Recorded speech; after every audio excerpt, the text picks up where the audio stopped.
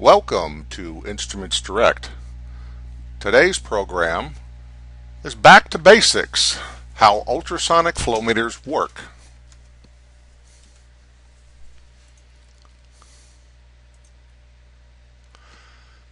In our program today, we're going to talk about what is an ultrasonic flow meter, how does it work, the application of technology, and some subset items and things that are required in the application, such as flow hydraulics.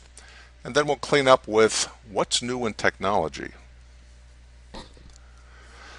Sound. It's a mechanical wave that is an oscillation of pressure transmitted through some media like air or water. And it's composed of frequencies within the range of hearing. Ultrasound is a sound with a frequency greater than the upper limit of human hearing, greater than 20 kilohertz. Perhaps you've ever heard a dog whistle blow. Well, we can't hear it, but a dog can hear these high frequencies. An ultrasonic flow meter is a type of flow meter that measures the velocity of a fluid with an ultrasound to calculate volumetric flow. And there's all types of media that use ultrasonic technology. Perhaps your car. You back up your car and instead of running into the trash can, the car beeps. There's ultrasonic sensors in the back of your car. So they're part of everyday life and all different levels of technology. And of course, they also enter into our world, the world of flow meters.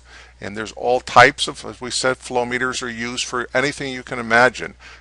They're used for municipal water, industrial applications, and medical and manufacturing and process control, and they're in your car. And they're everything you can imagine is using this type of technology.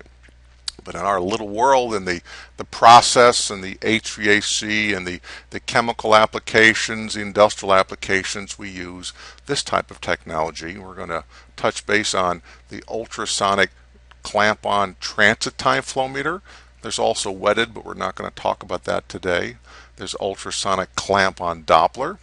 And there's ultrasonic open channel for those applications that are not a full pipe. And perhaps one of the first flow meters that ever did exist was a weir or a flume.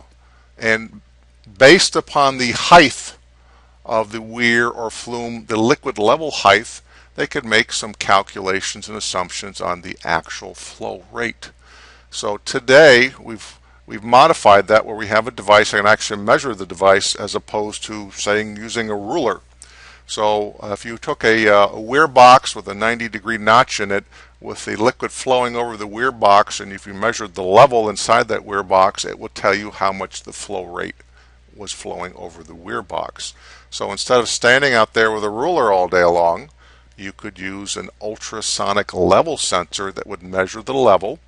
And the newer technologies actually have a microprocessor that would have the math calculations based upon this type of weir or flume or whatever defined shape device to calculate out volumetric flow.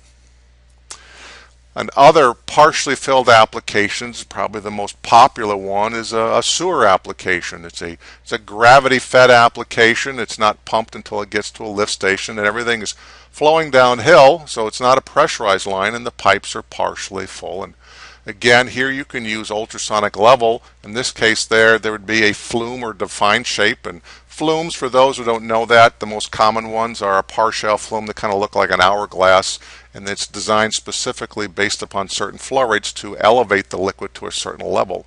There's other different shapes and configurations of flumes, but they're all based upon your different flow parameter. And again, here we have an ultrasonic level device over top of this defined shape like a flume with the math module in there to calculate volumetric flow. But most of the applications that I get involved in, not that we don't do open channel, are closed full pipe pressurized lines. And there's two different types of technology that we do use to resolve this particular metering application. One being the Doppler technology. We'll give some credit to Christian Johann Doppler, a 19th century Austrian physicist, and he was known for writing the papers on the Doppler effect and how that's applied. And what we use today is we basically have a device, a sensor that we put on the outside of a pipe, and we send a sound beam into the pipe. It reflects off of suspended particulate matter or bubbles and reflects back at a different frequency, and we look at the change in frequency. This is how we calculate volumetric flow. Now, there are some gotchas with the Doppler technology. It is designed for an application that reflects off of a suspended solid or a bubble. The buzzword all the time is, I have all kinds of dissolved solids. Well, they don't count. So, for example, a glass of tea that's filtered, the liquid is opaque, but they're all dissolved solids, or the solids are so small that the ultrasonic Doppler can't see them. So just because a processed liquid is opaque has no relevance as to its functionality and reflection back. So another acronym to look at would be a policeman's radar gun. He zaps your car, so it sends out a signal, bounces off your car and comes back, and he looks at that and gets the calculation how fast your car is going. If your car is not there, he will not get a reflection back. So in this case there, if there are no cars inside your pipe, this technology would not work. So a Doppler flow meter is relegated to applications with lots of solids in the processed liquid, and it's actually moved to a point where it needs lots more solids than it did in days of yore. Depending on the manufacturer, they traditionally need about 100 parts per million of suspended solids, not dissolved, that are anywhere from 30 to 75 microns or larger.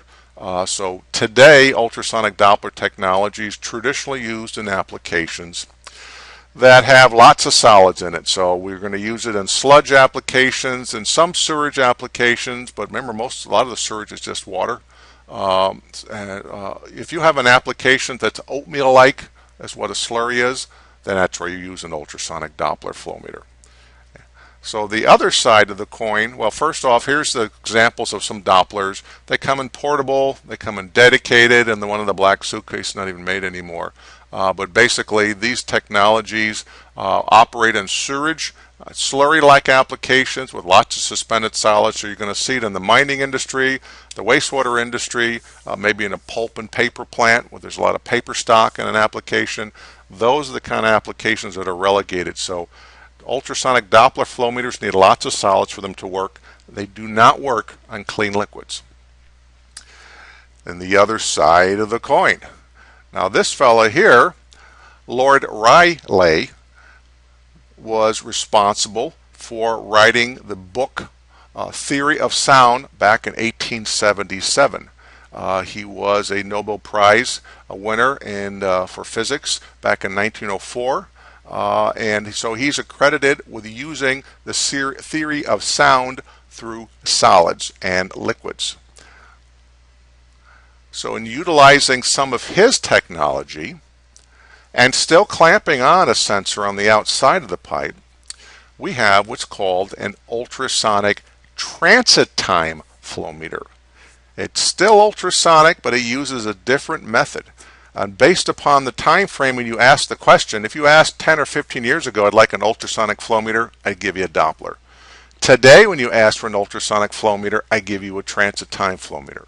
And that's because the transit time technology has evolved to such a point that it's almost a commodity item. It's a water meter right now.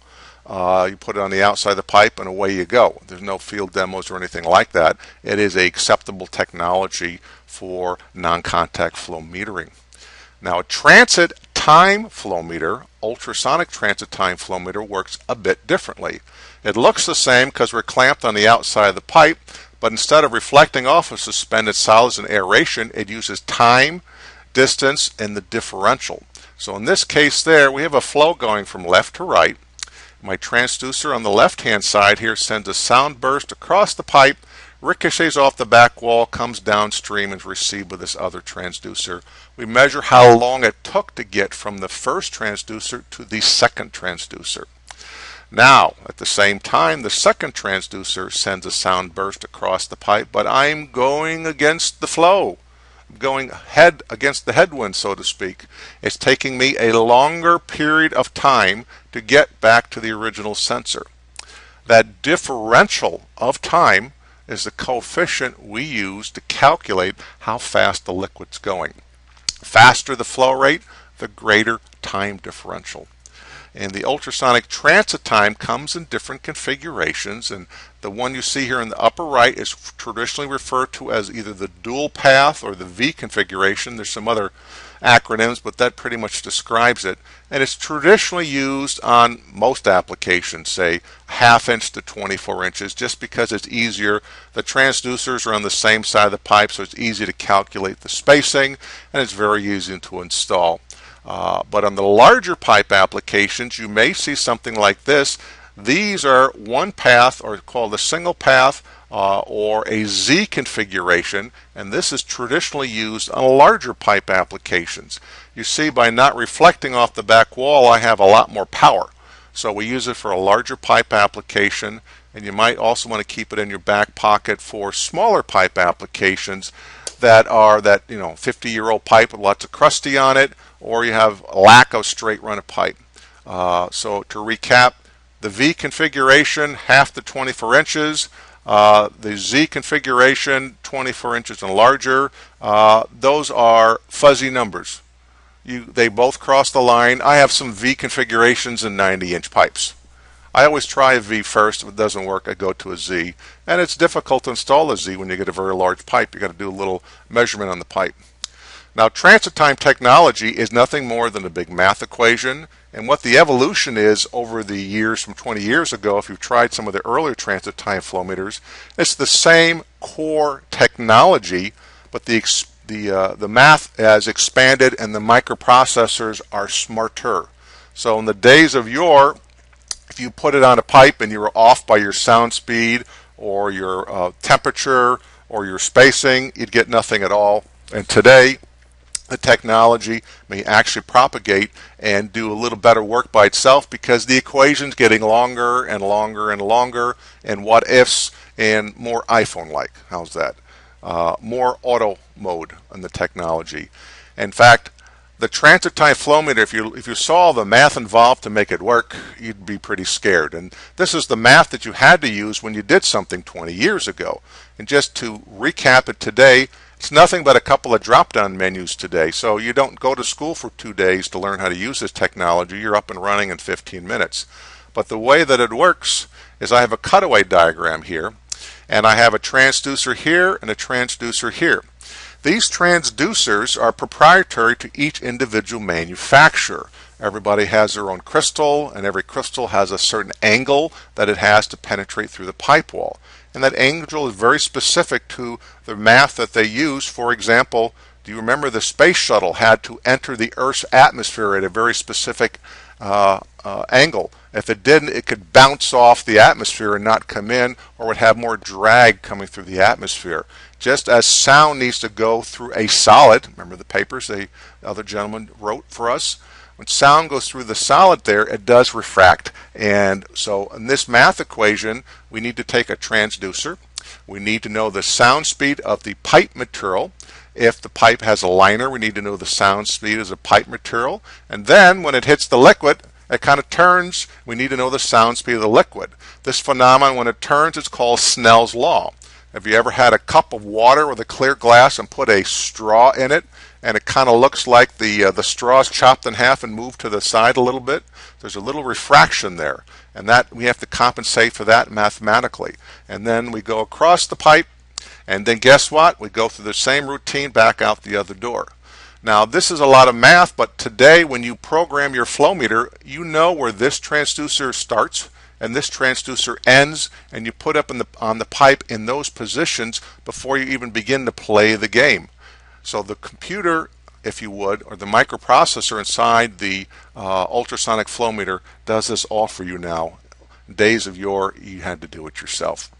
Now, the core to making all this work is we need to have the ingredients to our sound or to our mathematical equations. So we need to know sizes and we need to know speeds. So the biggest mistake people do is they put the wrong pipe size in.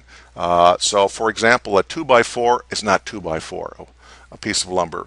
If you wanted to measure a 3-inch pipe OD in a carbon steel pipe, it's not a 3-inch OD, it's a 3.5. So you need to monitor the OD and the wall thickness and put in right data to get right part of your equation. We provide ANSI pipe chart books, and some of the flow meters have drop-down menus to drop down the pipe information. So there's no reason for putting wrong data in other than just laziness. The second thing we need to know is the sound speeds, and the way we calculate sound speed is we have a chart right now. First, your flow meter has a host of drop downs. So 95% everything you want is on the flow meter. Should you have a proprietary application that it's not in the flow meter and it's not in our vast list of Excel spreadsheets on the website, if you have an exotic material and it's made up of different components, we can actually calculate out what the sound speed is if we know enough information about those components. And part of those components, we need to know the stiffness, and the bulk modulus, or the elasticity, because the product actually does compress. And part of doing something like that, it's a very complicated set of equations to come up with the bulk modulus application, but we have, of course, got a guy here in the back room with a big pocket protector full of pencils and a slide ruler.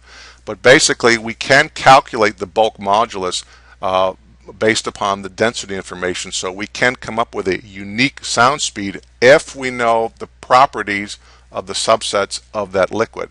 And a lot of times, proprietary, they're not going to tell us. So again, 99% of the time, what you want is already available. For those exotic applications, this is how we come up with the information there. Ultrasonic transit time flow meters are different than Doppler flow meters in that they work in clean liquids. They do not need suspended solids to operate. So generically speaking, they work in ultra pure liquids like water, jet fuel, refined oils, DI water, drinking water, potable water, sewage, boiler feed water, well water, chemicals, tomato soup, all those different things there. They work in applications that are ultra clean up to about 2% suspended solids, which is like sludge or oatmeal. So less than oatmeal, transit time flow meter. Oatmeal and more, ultrasonic Doppler. That's pretty much the generic breakdown. And transit time flow meters, as I said today, if you call and ask us for an ultrasonic flow meter, if you've got a full pipe of liquid, we use a transit time flow meter. So it works in water and wastewater, energy, HVAC, process control, the food industry, the beverage industry, water studies, energy studies, and the novelty, of course, it's clamped on the outside of the pipe, so there's no penetration, there's no installation cost, and there's no maintenance.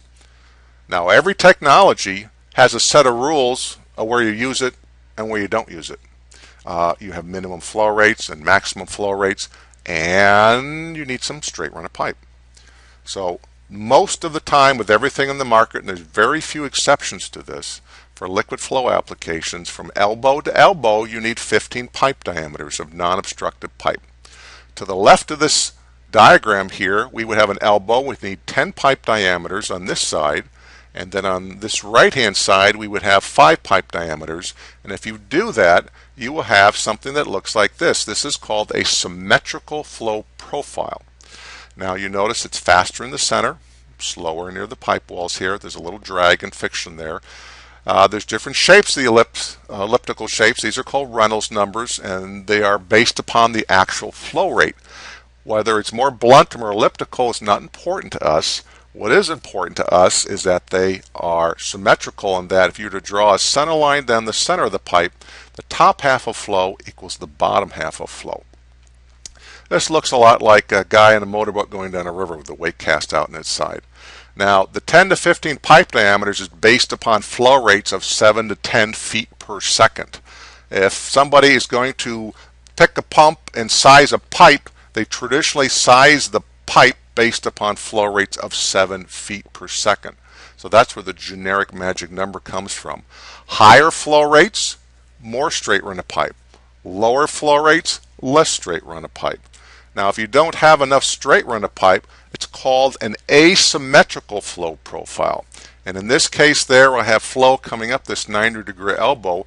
You notice on the inside of the elbow it's a short run, and the outside of the elbow it is a long run there. Well, basically the flow is going to get through that elbow and it's going to jumble right here. It's going to roll after this elbow there because the liquid's going to get through there no matter what you do. Now if you were to put a flow sensor right here, an ultrasonic transit time flow meter would probably get knocked out. You'd probably have a fault condition. And other technologies that would pick up the flow, you'd probably have an erroneous reading there because it's all jumbled up and looks like a washing machine on the inside right here.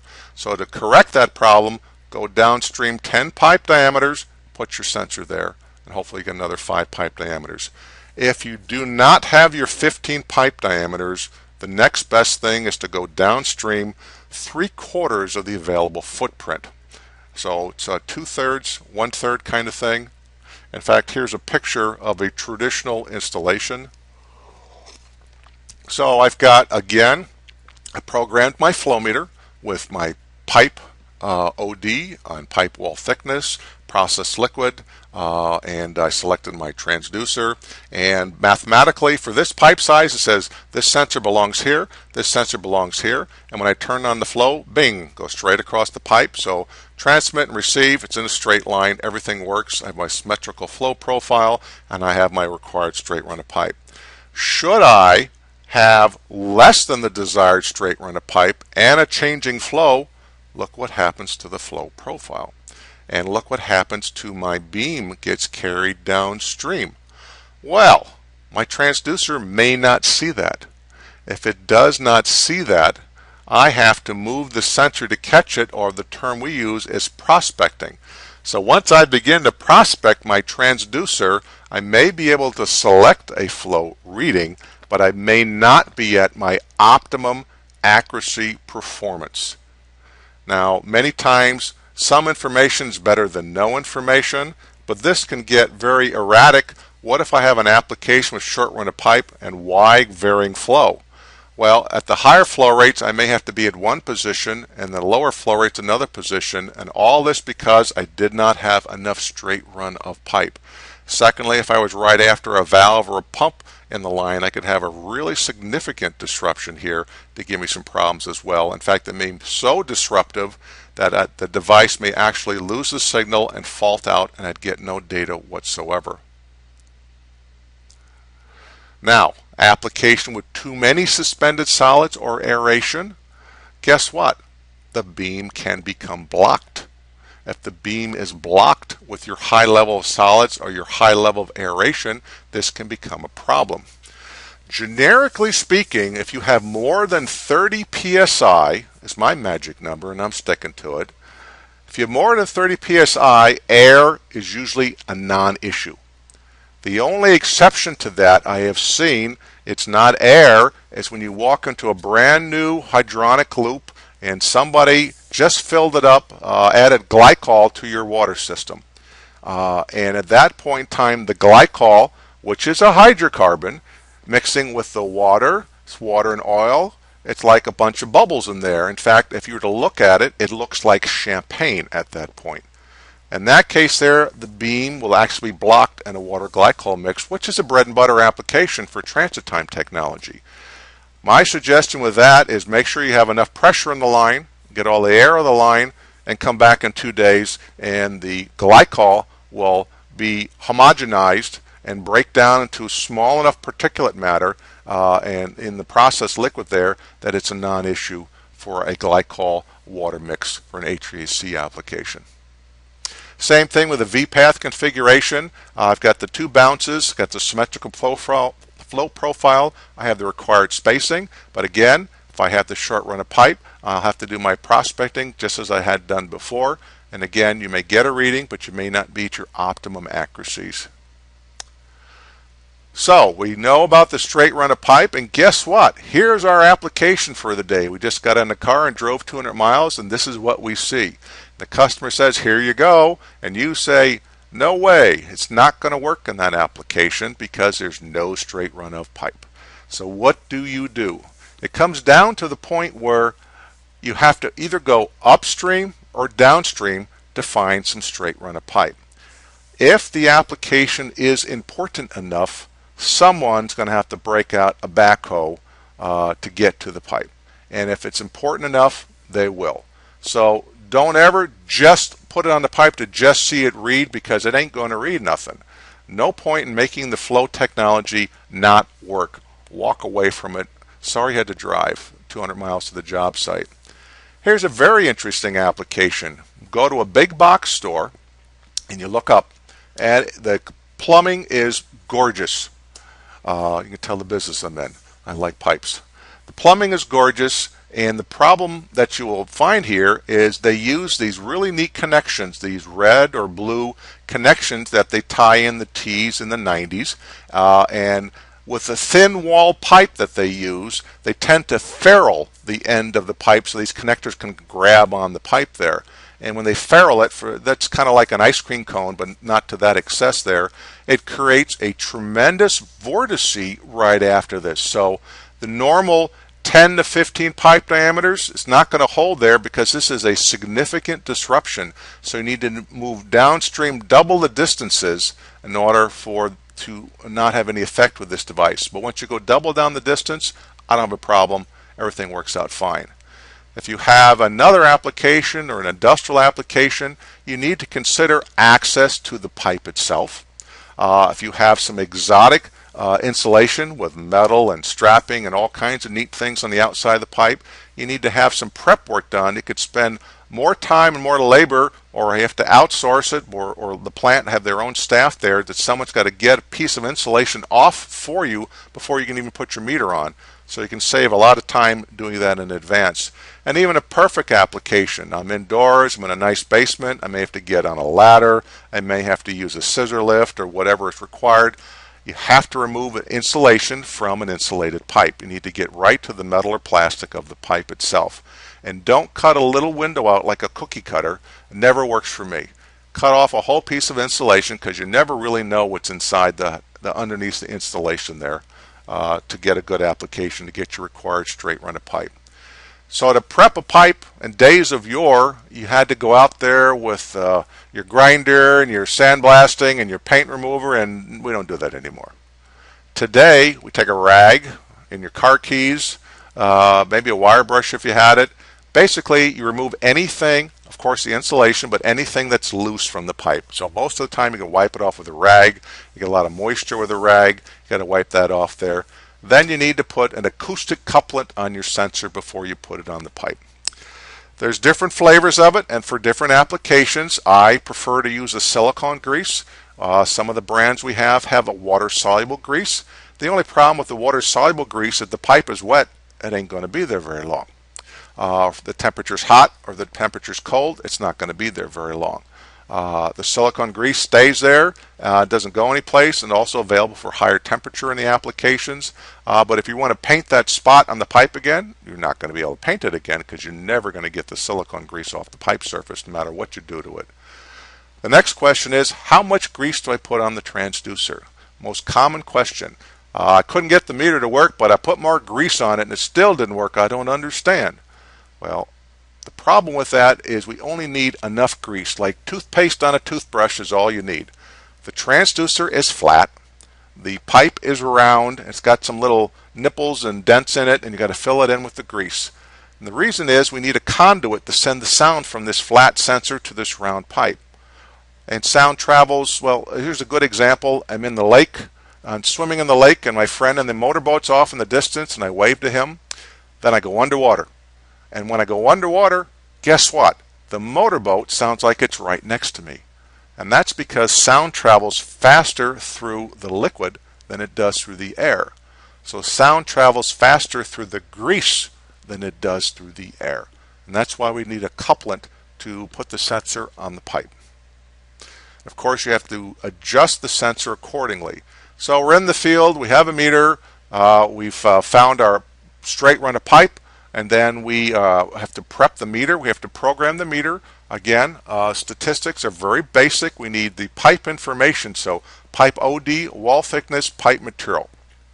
Process liquid, type of process liquid, and the type of transducer. all those are on drop-down menus, I'm done. That's how long it took to program it. It will now give you the spacing. You adjust your transducer to that spacing, and now you can put some sonic couplant on the transducer, put it on the pipe. You can monitor flow. In some cases there, if you're just spot checking, you can hold the sensor in the pipe for a minute or two.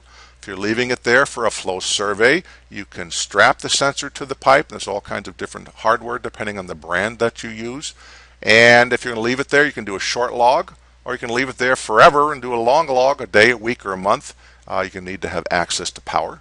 And depending upon the model that you have, some have 100,000 data points. Some of the models have SD cards that can log data until the cows come home. So keep that in mind based upon your application. In addition to monitoring flow, everybody wants to monitor energy now. So if you have a large facility or a campus, I want to know all these different dorm rooms, how much energy that they're using. And I have my hydronic system, I have a boiler, and I have a chiller, and it's in a closed loop system. The Gazinta equals the Gazauta. So you only need to monitor flow on the supply, because the supply equals the return. So we monitor flow on the supply, and we monitor temperature on the supply and temperature on the return. BTU calculations are based upon temperature differential. It's not a quick situation to do BTU. You got to leave it there. It's a trending kind of thing, so you don't get instantaneous temperature change, and you don't get the exact liquid temperature, and that you have to get that out of your head because it doesn't make any difference what the liquid temperature is. You're going to be a degree or two off because the sensor is strapped on the outside of the pipe. We use a precision RTD, and they're matched pair. So we're looking for temperature differential between the supply and the return. The flow meter has a logger, and it will log flow rate. It'll log temperature 1, temperature 2, calculate BTU, and store all that data, and you can download that for your client. You can also do this with a dedicated device. So the dedicated device, of course, costs less, and you can leave it in the field for controlling purposes there. I've got a hospital, and the east wing's hot and the west wing's cold. Well, I need to have some sensors in the west wing and sensors in the east wing to tell me what's going on. I can't be opening and closing valves to regulate my chiller system throughout a building there. I need intelligent information there. And so the dedicated technology is also a strap-on temperature. It's also a strap-on RTDs. And as opposed to having a data logger, it has the communications to say hello to your building automation system. So you could send out something as simple as 1 point of data, here's the BTU totals, or you can have BACnet, or you can have Modbus, or you can have TCP/IP or Ethernet, which basically says I can look at whatever information the flow meter has. I can look at flow, I can look at temperature 1, temperature 2, I could look at the signal strength, I could look at positive totalization, whatever data you want. You can just pull that data into your building automation system and either log the data there, collect the information, or make facility control optimization decisions. I need to turn this zone on, I need to turn this zone off, I need to make the temperature higher, lower. You have intelligent information by a clamp-on ultrasonic transit time flow meter for your hydronic loop. So what's new? Man, this technology is growing so fast, you can imagine there. As you saw, I was around from the first meters were kicking around in the late 70s there, and now today I can call my flow meter with my phone. Yep, it's finally come here. There's a picture of a rail that I'm holding right there, and that is the flow meter itself. No display, no wires, no anything, and basically what you do is you take your phone and you go and download our app, our non-contact meter app, to your iPhone or Android or your smart device, and then you go and say, hello flow meter. So the phone basically says hello to the flow meter, and then you program the flow meter with your smart device. You put in the pipe information, you put in the pipe size, process liquid, and lo and behold it says the spacing for this application is 2 inches. So you go and adjust the spacing, you strap the meter to the pipe, and then the flow rail says to your phone the gallons per minute at this time is 112 GPM, and the totalization is this. So the technology's there. So we're moving forward there. Many things to happen in the future there. So you can now say hello to some of the portable devices, and they're limited now. They're only available for pipe sizes 2 to 24 inches, but things are coming down the pike that we can't talk about that are way cool, but this is the way the technology is going. And there's some other technology for exotic applications. Traditionally, most of the clamp-on ultrasonic transit time flow meters are designed for pipe sizes with transducers for 1/2 inch and larger, and they are limited to rigid pipe materials, plastic and metal and things like that. But we do have some exotic transit time flow meters that are not applicable to all applications. They're narrow target market, and the one you see before you is designed that this whole little red block there is a flow meter. It has a microprocessor in there, and it actually has 4 crystals. We have an X pattern going across here, and it's designed to work with flexible tubing. And based upon the size of tubing, these sensors are in different sizes there. You open this little lid and drop this tubing in there, and it's got to be flexible because it squishes it into a square inside this little box there, and it will monitor extremely low flow rates and flexible tubing that are about 1/4 inch up to about 1 inch. This technology is used, not in a portable device, but they're going to use it in the medical industry. They're going to use it in the pharmaceutical and the drug industry. They're going to use it as chemical additives for the chemical and the water treatment people. So it's an exotic application. It's a very smart device. It's not an inexpensive device there. You can get a 4 to 20 milliamp output, or you can hook it up directly to a computer. So they use a lot in the laboratory. But this goes to show you the mainstream of the technology that you use every day. There's other variations of it, and they're used in different marketplaces for unique applications. So what did we learn today? Well, we learned that there's all different kinds of ultrasonic flow meters, and we talked about ultrasonic open channel, ultrasonic Doppler flow meter, ultrasonic transit time flow meter, and they all have their own unique set of environments and applications that they work in. We also learned that they have generic requirements just like other flow meter technology. So flow hydraulics do play a role, and they can affect the performance of the device there. We also learned that in addition to monitoring flow, you can monitor for spot checks, you can monitor for process or controlling applications. You can do discovery surveys to find out what's going on before you install that new chiller or that new pump. And then you could also do a follow-up flow survey to, if you're doing an ROI, return on investment. I spent this $1 million for this upgrade facility. What do I got? So you can do before and you can do post analysis. You can also add temperature to your flow monitoring device to monitor energy. So now we have a round out way that's really expanding, and of course there's many unique variations that you won't see advertised, but so you can talk to us. I have an application just like this. We do make some specialty equipment, and so what's new is always exciting to me, so pay attention to what's around the corner. A little about us. Instruments Direct has been around for a very long time, and we are a group of engineers. Obviously we do specialize in the world of ultrasonic flow meters, but we get in trouble with magnetic and turbine and every other kind of flow meters you can imagine, because ultrasonics is not going to solve all the problems of the world. So we have other solutions for your flow metering problems. A lot of the equipment we have is available, of course, for sale and rental. So there's no obligation to make a major capital expenditure. You don't need to drop in $6,000 to buy an ultrasonic flow meter when you can rent it for under $700. So something to consider. So everybody has access to really high-end equipment for the most basic applications there. Now the technology we talked about today and the things I inferred to are all on this website. It's designed to be an educational website. We do post our recording of our webinars and training sessions on there. You're welcome to download anything on the website, software, manuals, and product data. And then look there for your supplies, for your cables, grease, your acoustic couplant, and anything else we can help you in the world of solving your flow meter problems. Well, we appreciate your attending our session today. Look forward to the future for other sessions. If you have any additional questions, you can give us a call or drop us an email. This has been Brent Baird for Instruments Direct. Thank you for attending our session today.